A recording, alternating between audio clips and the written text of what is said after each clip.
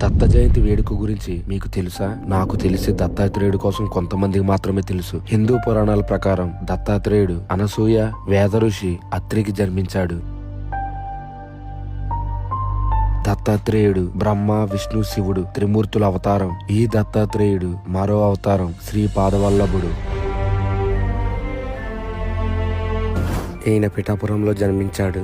శ్రీపాదవల్లభ తల్లిదండ్రులు అప్పలరాజు శర్మ మరియు సుమతి దంపతులకు ఈయన జన్మించాడు. ఈయన 14 ఏళ్ల వయసులో యతిగా మారి పాదయాత్ర చేస్తూ ఈ వన్నెపూడి గ్రామానికి వచ్చినట్టు చెబుతారు. ఇదే గ్రామంలో శ్రీపాదుడు 90 రోజుల పాటు తపస్సు చేశాడట. అందువల్ల ఈ గ్రామంలో దత్త ఆలయాన్ని 1960లో నిర్మించారు. ఇదే దత్త స్వామి ఆలయం.